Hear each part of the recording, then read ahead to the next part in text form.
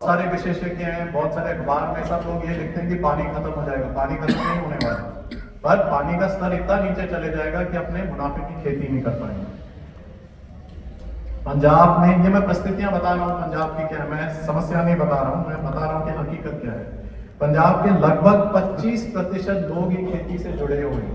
एक बहुत बड़ा गलतफहमी है कि पंजाब में बहुत सारी जनता खेती से जुड़ी हुई है। मेरा मानना है कि 25% के अंदाजन लोग खेती से डायरेक्टली जुड़े हुए हैं।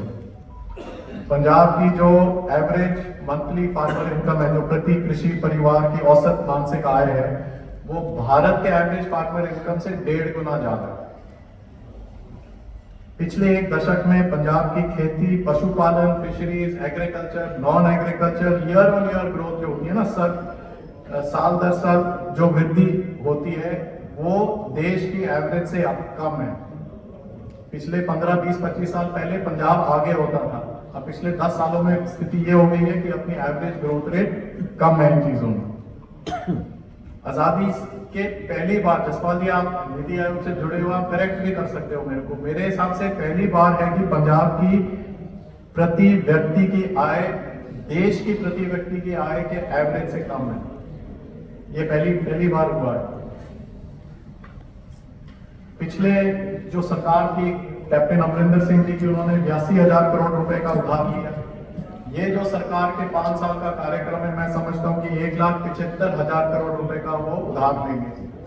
और पंजाब की जो आबादी है मेरे हिसाब से 2.5 करोड़ के करीब होनी चाहिए आज के दिन। आंकड़े जो सरकारी हैं मेरे हिसाब से बहुत पुराने हैं, और उसके हिसाब से 70-75,000 रुपए इस सरकार ने हर आदमी के नाम पे उधार ले लिया है।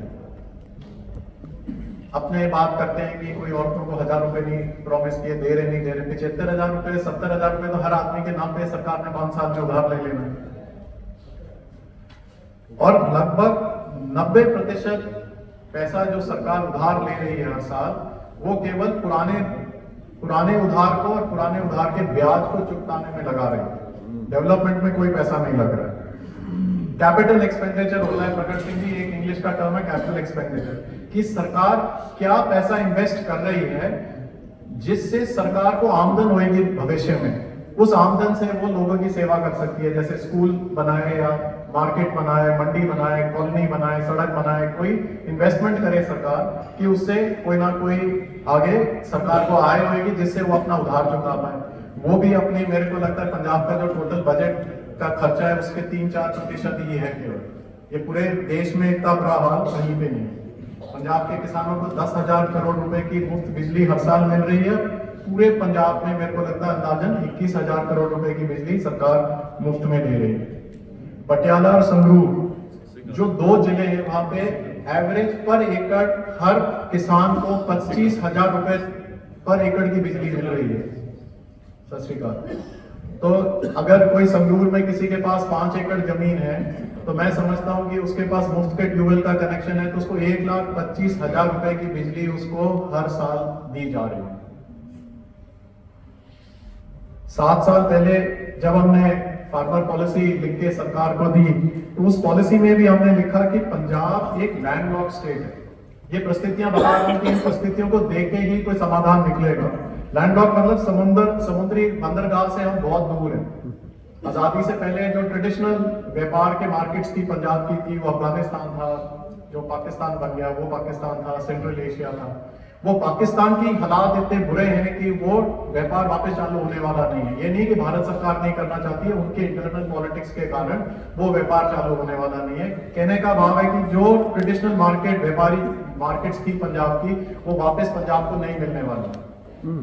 और आप सब हैरान रहेंगे कि अपने भटिंडा में बैठे, ये सब हमने फार्मर पॉलिसी जब बनाई थी उस तहत लिखा था। जब भटिंडा में बैठे हैं, हम समरकंद के ज्यादा नजदीक है जहां से बाबर आया था, ना कि हम मुंबई से, बैंगलोर से, चेन्नई से, वो ज्यादा दूर है।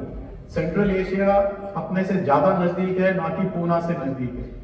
मैं आपको लोकेशनल डिसएडवांटेज बता रहा हूं पंजाब की, कि पंजाब, गुजरात हुआ, आंध्र प्रदेश हुआ, महाराष्ट्र हुआ, तमिलनाडु हुआ, ये तरक्की क्यों करते हैं? जब आप डेटा देखते हो, आप देखते हो कि जो समुद्र के साथ जो राज्य हैं उनकी तरक्की दूसरे राज्यों से कई गुना ज्यादा है, क्योंकि व्यापार और ट्रेड वो कर सकते हैं। अपने पास वो परिस्थिति भी नहीं है कि वो अपने इन सबसे बहुत दूर है।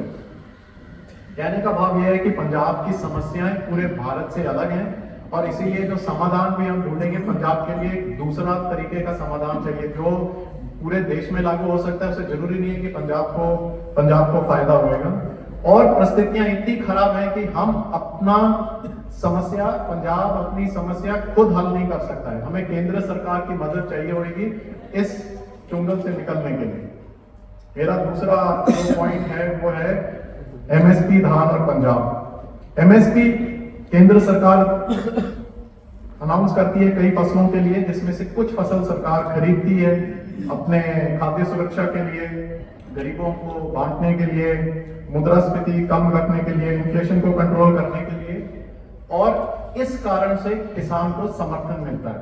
वो किसान को समर्थन के लिए नहीं है, हर सरकार की डिमांड है, उस डिमांड को पूरा करते हैं तब इसके लिए समर्थन मिलता है।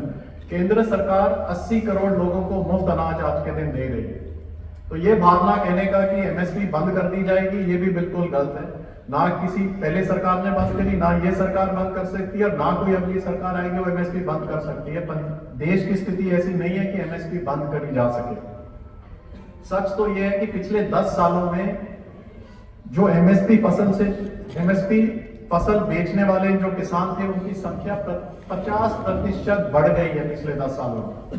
घटी नहीं है बल्कि संख्या बढ़ गई है जिनको फायदा हो रहा है एमएसपी से। और क्रॉप डाइवर्सिफिकेशन पंजाब की एक बहुत अहम जरूरत है बायोडाइवर्सिटी के लिए, वातावरण के लिए, जमीनी पानी को बचाने के लिए, ये बहुत बहुत जरूरी है। धान और गेहूं का जो साइकिल होता है, क्रॉप जो मोनोकल्चर जिसको अपने कहते हैं, वो जो है उससे क्या होता है कि उसमें किसान मजदूर को केवल खेत में 130 दिन की मजदूरी मिलती है। अब ये बहुत जरूरी है कि अगर पंजाब के लिए क्रॉप डाइवर्सिफिकेशन केवल पानी बचाने के लिए, वातावरण या डाइवर्सिटी के लिए जरूरी नहीं है, इकोनॉमिक कॉम्प्लेक्सिटी पंजाब में लानी जरूरी है कि लोगों को काम मिले। और धान और गेहूं की खेती में आपको केवल 130 दिन का या 110 दिन का काम मजदूर के लिए पैदा होता है।